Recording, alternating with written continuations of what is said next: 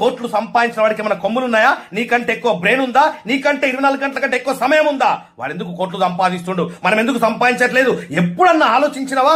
ఆలోచిస్తే నువ్వు ఇట్లా ఉంటావా? ₹1,00,000 సంపాదించాలంటే ₹1,00,000 సంపాదించే మనిషికుండే లక్షణాలు ఫస్ట్ రావాలా. మనిషి యొక్క స్టామినాని మర్చిపోయి 20, 30, 50 వేలకి అమ్ముడు పోతున్నాడు. పొద్దున్న లేసామా, లంచ్ బాక్స్ కట్టుకున్నామా, ట్రాఫిక్ లో హడావిడిగా బయలుదేరామా, అక్కడ పంచ్ కొట్టామా, సరిగ్గా సమయానికి బాస్ తిట్లు భరించామా, టార్గెట్ ని భరించామా, ఆ స్ట్రెస్ అంతా తీసుకొచ్చి పిల్ల పైన తీసామా, రాత్రికి టీవీ చూసి చప్పట్లు కొట్టి పడుకున్నామా, నెక్స్ట్ డే రిపీట్. జీవితం మొత్తం రిపీట్.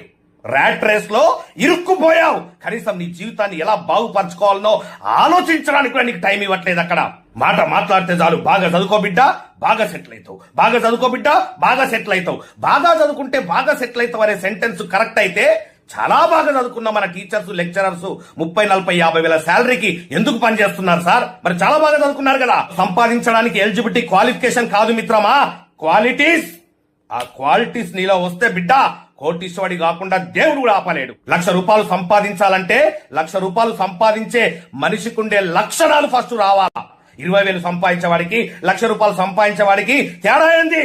అది తెలుసుకున్న రోజున నువ్వు కూడా ₹1,00,000 సంపాదిస్తావు. కొన్ని వందల మందిని లక్షాధికారులుగా తయారు చేసిన అనుభవంతో చెప్తున్నా, కెరియర్ ని డెవలప్ చేయి. గ్యాంబ్లింగ్ లో జీవితాన్ని నాశనం చేసుకోకో. చాలా మంది రమ్మీలు ఆడుతున్నాం సార్, IPL బెట్టింగ్లు ఆడుతున్నాం సార్, ట్రేడింగ్ చేస్తున్నాం సార్. చేయొద్దని నేను చెప్పట్లే, ఇవన్నిటిని గ్యాంబ్లింగ్ ఫీల్డ్స్ అంటారు. ఇవన్నీ ఎప్పుడు డిమాండ్ లో ఉంటాయో, ఎప్పుడు పడిపోతాయో వాటికే తెలియదు. కత్తి పట్టినటువంటి ఫ్యాక్షనిస్ట్ కత్తి చేతిలోనే చచ్చిపోతాడు. గ్యాంబ్లింగ్ లో డబ్బులు సంపాదించిన వ్యక్తి ఆ గ్యాంబ్లింగ్ లోనే డబ్బులు పోగొట్టుకుంటాడు. ఇదే కర్మ సిద్ధాంతం. గ్యాంబ్లింగ్ వద్దు మిత్రమా, కెరియర్ ని డెవలప్ చేయి. ఇంకా ఎంత దారుణంగా దిగజారిపోతున్నామంటే, ఫ్రీ బస్ ఇచ్చారు కదండి, ఫ్రీ పెన్షన్ ఇస్తున్నారండి, ఫ్రీ రేషన్ వస్తుందండి. ఫ్రీకి అలవాటు పడిపోయినావు. నీ శక్తి సామర్థ్యాల్ని మర్చిపోయినావా? పరిగెత్తి పాలు తాగడం కంటే నిలబడి నీళ్లు తాగడం చాలా మంచిది. మంచం ఎంతుంటే కాళ్ళు అంతే జాపుకో బిడ్డ. ఏంటి పెంపకం? బిల్ గేట్స్, అంబానీ వాళ్ళ అబ్బాయిల్ని ఇలాగే పెంచుతారా? అబ్బా సార్, వాళ్ళతో మమ్మల్ని పోల్చకండి సార్. వాళ్ళకేమన్నా కొమ్ములున్నాయా?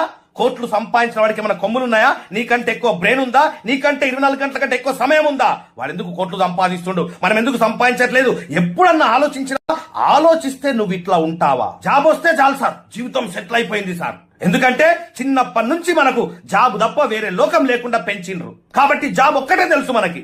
జాబ్ లేకపోతే పిల్లనివ్వరంట కదా, జాబ్ లేకపోతే సక్సెస్ కాదంట కదా. ఈ ప్రపంచంలో జాబు చేసి కొన్ని 100 కోట్లు సంపాదించిన వాడు ఒక్కడు కూడా లేడు. 100,000 కోట్లు సంపాదించిన ప్రతి వ్యక్తి బిజినెస్ చేసిన వాడే. కానీ మనం జాబే కావాలా? మనకి జాబ్ వస్తేనే నేను సెటిల్ అయినట్టు సార్.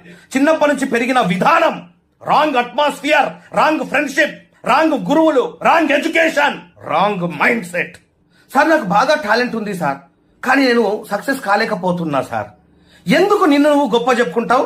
బాగా టాలెంట్ ఉందా? నీ బ్యాంక్ బ్యాలెన్స్ ఎంత? బాగా నాలెడ్జ్ ఉందా నీకు? నీ మంత్లీ ఇన్కమ్ ఎంత? నువ్వెంత సంపాదిస్తున్నావో నీకు అంతే నాలెడ్జ్ ఉన్నట్టు. నీ బ్యాంక్ బ్యాలెన్స్ ఎంత ఉందో నీ యొక్క టాలెంట్ అంతే అన్నట్టు. ఎక్కువ చెప్పుకోకు. నిన్ను నువ్వు అనుకోవడం కాదు, నిన్ను చూసి జనాలు అనుకోవాలా ఇది టాలెంట్ అంటే అని చెప్పేసి. అప్పుడు నీలో టాలెంట్ ఉన్నట్టు.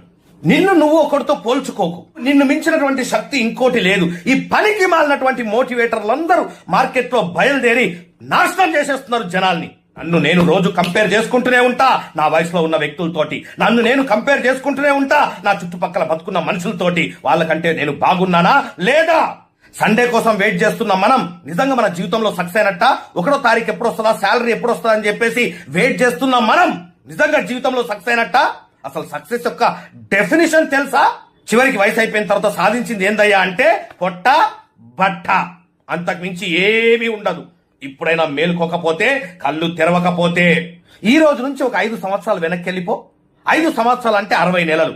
ఒక మిడిల్ క్లాస్ వ్యక్తి అంటే నెలకు మినిమం ఒక 20,000 సేవ్ చేయాలా. అంటే 5 సంవత్సరాల నుంచి ఈ రోజు వరకు కనీసం ఒక 12 లక్షల రూపాయలు నువ్వు సేవ్ చేసి ఉండాలా. అన్ని ఖర్చులు పోను. చెక్ చేసుకొని బ్యాంక్ బ్యాలెన్స్. 5 సంవత్సరాల నుంచి ఈ రోజు వరకు ఒక 12 లక్షలు నీ బ్యాంక్ బ్యాలెన్స్ పెరగలేదంటే అదేం జాబ్ అయ్యా? అదేం బిజినెస్ అయ్యా? ఎక్కడ పని చేస్తున్నావయ్యా? అసలు నీకు అర్థమవుతుందా ఏం పని చేయాలో? అసలు నీకు ఒక గురువు ఉన్నాడా? నీకే మొత్తం తెలుసనే అహంకారంతో జీవితాన్ని నాశనం చేసుకుంటున్నావా? జాబులు రావట్లేదు సార్, మా గవర్నమెంట్ జాబ్స్ ఇవ్వట్లేదు సార్. ఎంతసేపు ఒకరిని బ్లేమ్ చేయడమే. సొంత కాళ్ళపై నిలబడలేవా? పానీపూరి బండి పెట్టుకున్న వ్యక్తి ఎంత సంపాదిస్తుండో తెలుసా? ఒక ఛాయ్ దుకాణం పెట్టుకున్న వ్యక్తి ఎంత సంపాదిస్తుండో తెలుసా? ఒక బజ్జీలు అమ్ముకునే వ్యక్తి ఎంత సంపాదిస్తుండో తెలుసా? ఒక బిర్యానీ పాయింట్ పెట్టుకున్న వ్యక్తి ఎంత సంపాదిస్తుండో తెలుసా? వీళ్ళందరి ఇన్కమ్ 50,000 తక్కువ లేదు. ఒక ఓలా ఊబర్ లో ఒక డ్రైవర్ ఎంత సంపాదిస్తుండో తెలుసా? ఒక స్విగ్గీ జొమాటోలో ఒక డెలివరీ బాయ్ ఎంత సంపాదిస్తుండో తెలుసా? వీళ్ళెవ్వరి ఇన్కమ్ 50,000 కంటే తక్కువ లేదు. ఈ ప్రపంచంలో నేను రక్కేస్తా, పీకేస్తా, నరికేస్తా, కొరికేస్తా, పాతేస్తా, గెలిచేస్తా అనే వాడికి వాల్యూ లేదు. గెలిచిన వాడికే వాల్యూ. ఇక్కడ మనం తిరగాలనుకున్న కారు వేరు, మనం తిరుగుతున్న కారు వేరు, మనం ఉండాలనుకున్న ఇల్లు వేరు, మనం ఉంటున్న ఇల్లు వేరు, మన పిల్లల్ని చదివించాలనుకున్నటువంటి స్కూల్ వేరు, ఇప్పుడు చదివిస్తున్న స్కూల్ వేరు, మనం కలలుగానే జీవితం వేరు, మనం బతుకుతున్న జీవితం వేరు. ఎందుకు లోపం ఎక్కడ జరుగుతుంది తెలుసుకోవాలనుకుంటున్నారా? ఎందుకు మనిషికి ఇన్ని శక్తి సామర్థ్యాలు దేవుడిచ్చి పంపిస్తే 30-40 వేల రూపాయలకు అమ్ముడుపోతున్నాం తెలుసుకోవాలనుకుంటున్నారా?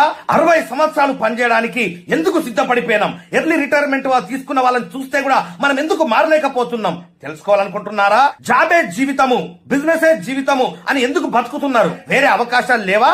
మీరు కనిపెట్టడం మీ వల్ల అవ్వట్లేదా తెలుసుకోవాలనుకుంటున్నారా? ఇవన్నిటికీ సరైన సొల్యూషనే